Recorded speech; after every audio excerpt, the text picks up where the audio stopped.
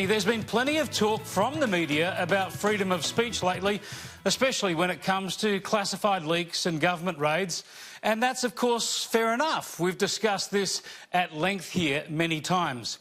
But where is the media on Israel Folau's freedom of expression and freedom of religion? In many ways, this is a much more complex issue.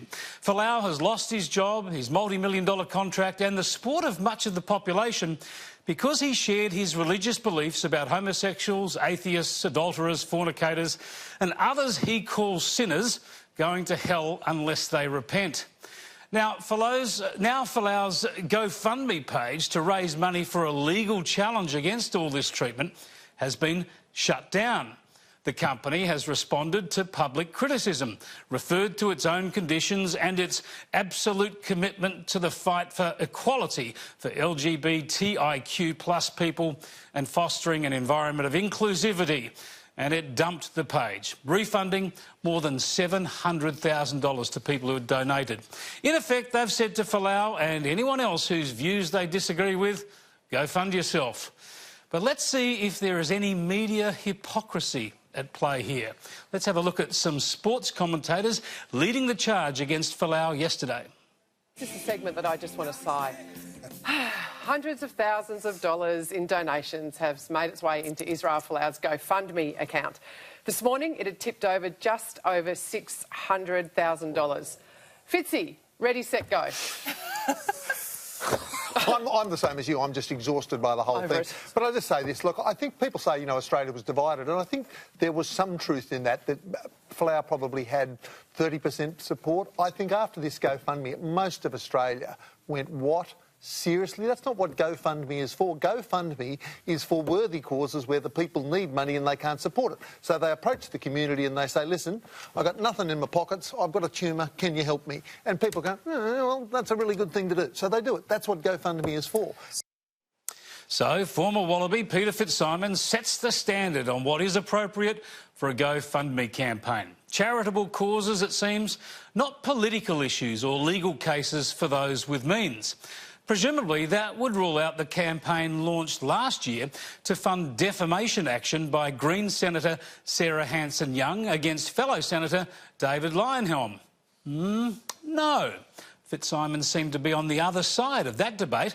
Despite Hanson-Young's $200,000 plus salary, her perks and her political pulpit, Fitzsimons didn't condemn that GoFundMe campaign. In fact, he wrote approvingly of it. In the Sydney Morning Herald, he said a crowdfunding account had been set up to cover legal fees and noted that anything left over or won back would go to a women's refuge. So there's a lack of consistency there on GoFundMe pages, but what about on the important issue of discrimination against homosexuals? Fitzsimons has been prolific and pugnacious about Folau, penning about a dozen pieces condemning him. And one consistently worthwhile argument has been a focus on how the promulgation of views against homosexuality might be harmful to young gays who look up to Folau. But there seems to be a bit of a consistency gap when it comes to Indigenous Muslim boxer Anthony Mundine. This is a bloke Fitzy has publicly praised as a very fine and admirable man. Mundine has shared some particularly abhorrent views on homosexuality. I was brought up for it to be forbidden anyway, the way I was brought up. I believe it's a choice. Everything's a choice. If I was in society, right, if we were living in a society, just like in the Aboriginal culture, it's the same thing, that homosexuality is forbidden and you do it and the consequences are capital punishment, death, you think you're going to do it? Or think twice of doing it? Hell no, I won't quit. Never quit, even if I was born like it. I mean, that's the only way to deter the problem. They're not going to be happy until you have primary school kids being gay. Capital punishment as a deterrent for gays? Seriously? This goes far beyond Folau's old-fashioned religious beliefs. It begs the question, how many columns or comments have we seen from Peter Fitzsimons condemning Mundine and his vile intercession? We couldn't find one. In fact, earlier this year, Fitzsimons used Mundine to increase the heat on Folau. The Folau thing, he said, it was put very well by someone on Twitter on Wednesday, posting something along the lines of this. Anthony Mundine, I've just single-handedly offended every thinking Australian by posting a brain-dead tweet encouraging people not to vaccinate their kids. No one will ever outdo me.